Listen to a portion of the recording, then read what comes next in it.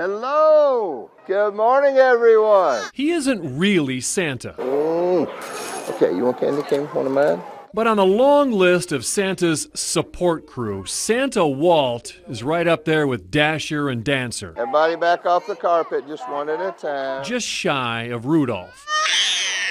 Oh, I'm sorry. At stores and homes over the past 15 years, Santa Walt Queen has had hundreds of thousands of children on his lap. Take some close-ups. Even has his own Facebook page.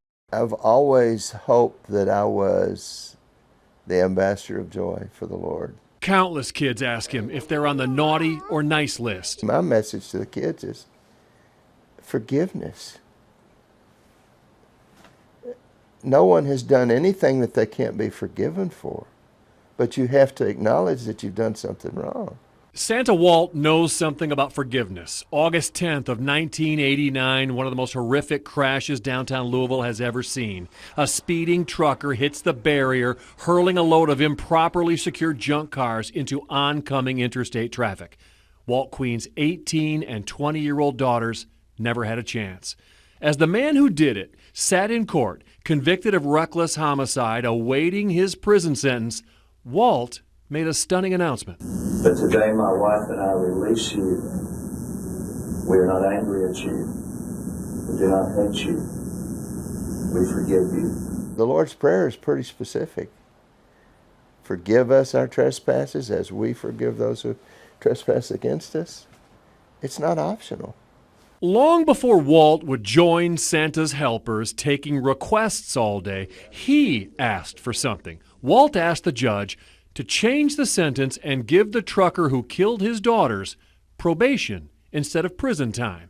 And the judge granted Walt's wish. I think I did what God wanted me to do, and that was to forgive him and set him free. We like to think blessings abound forever for people who are able to do something like that. But now, right before Christmas, all through Walt's house, not a creature is stirring. I'm not just dribbling blood now, I'm bleeding blood. Internal bleeding. They called me immediately and said, you need to get to the hospital right now. Santa Walt is ill. CAT scan. Very ill. I had a PET scan. And then I had a tissue biopsy.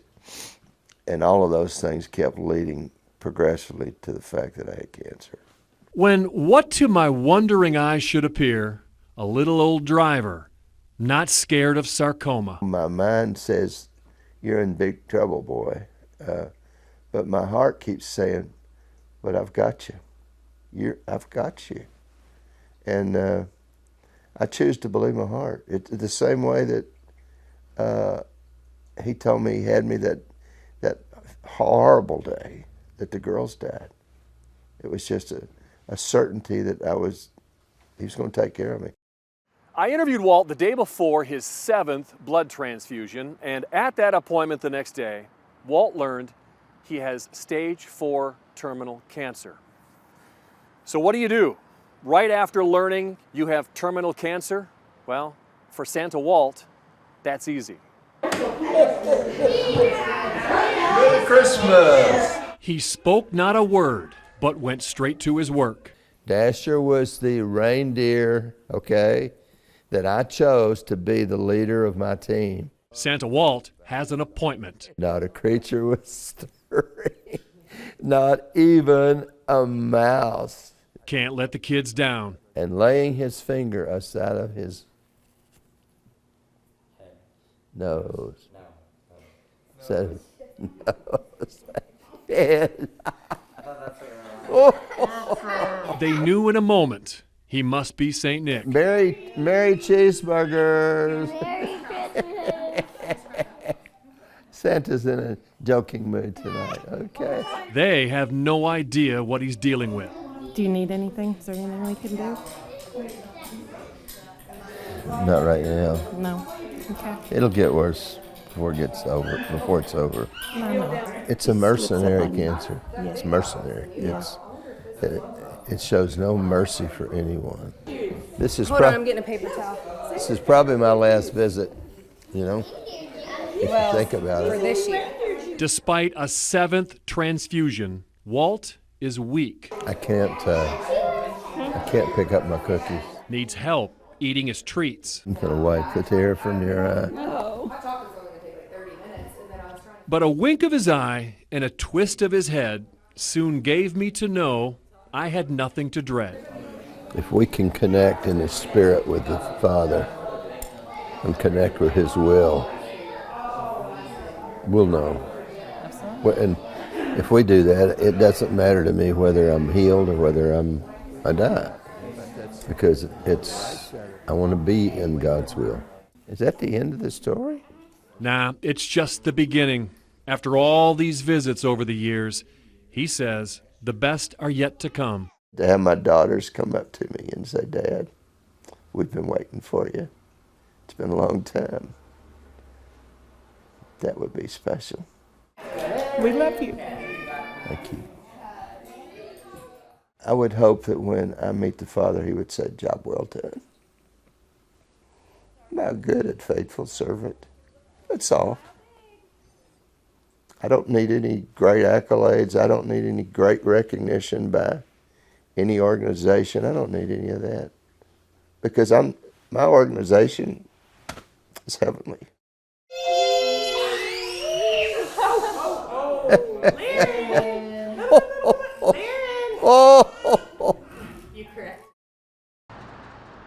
Sometimes an important story happens right in front of your face, but you don't see it, or maybe you don't really want to see it. Every minute of every hour of every day for weeks and then months, Janae Prater sits under an awning of a vacant building across the street from our television station, never moving except to use a bathroom that isn't there, always watching a world go by that somehow left her behind. It happened sometime after 2016 when Janae's Facebook page shows a normal life with typical kids, an ordinary job, and an orderly household. Now, she just sits here from the heat of the summer to the polar plunge of the winter. Below zero on this night in February, she lies under her blankets and the big icy white blanket that covers everything. Hundreds of people driving by every day, like me. Is there anything I can do to help you? Anything you need to eat or drink or? Probably something to eat. She accepts help from me and others passing by. Here you go. You're welcome. Her requests, simple: water, burgers, and blankets.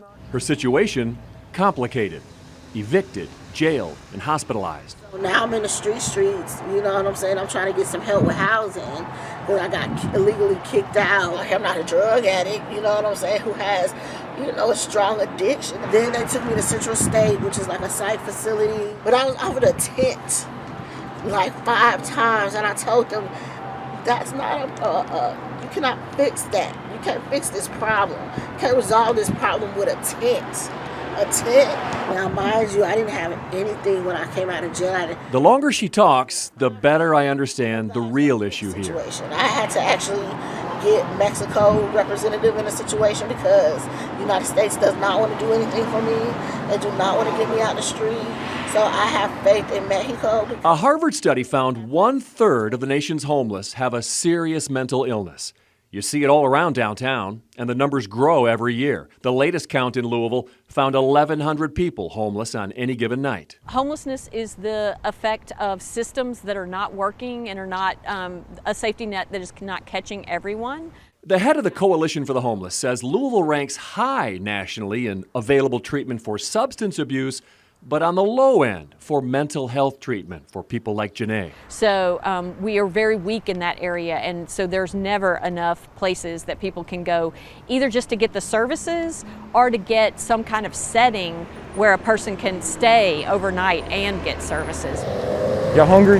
Want something to eat? You got some food? I got some snacks, yeah. Jeff Gill is one of the outreach workers on the streets every day, trying to talk people experiencing mental illness to get help. If you've experienced street homelessness, you're going to have mental health struggles from that alone. But what can be done for the homeless who refuse mental health treatment? Unless they are presenting a danger to themselves or someone else, and then it is an option to discuss getting a mental inquest warrant, which would basically make someone get the help that they deserve. And that's exactly what happens to Janae. On March 10th, she disappears. Police confirmed to us they took her away with a mental inquest warrant. A couple days later, the building she leaned on for months goes up in a 2-alarm fire. And a couple of days after that, Janae is back, sitting in the broken glass. Citing health privacy laws, no one will tell us why she's already back on the street. So a mental inquest warrant is really just a judge's order to have that person assessed to see if they meet criteria. It doesn't guarantee that someone is going to be held in a hospital or that they're going to be forced to engage in treatment. In Kentucky, by law, to keep someone hospitalized who doesn't want to be, that person must be a danger to self or others, can reasonably benefit from treatment, and hospitalization has to be the least restrictive mode of treatment available. So you have to meet all of the criteria in order to be held. Well, hospitals are really designed to help people stabilize and then come back out into the community. So a hospital is not necessarily a fix for a mental health crisis. One thing did change in Janae's few days away. Her blankets, water, and food are gone. There you go. Thank you. You're welcome. So I bring her some more. When they came this last time and got you from here on a mental inquest warrant, did you think, okay, now finally somebody's going to do something right here? No, I didn't. Because You didn't have any faith? No faith at all. Because they've been lying to me. So when they took me here, I was like, I don't really want to go. Is this going to help my situation? And then March 26th, one more change. A fence goes up around her burned out backrest, and she's kicked out. A lot of fences in Janae's life, and the grass isn't greener on the other side.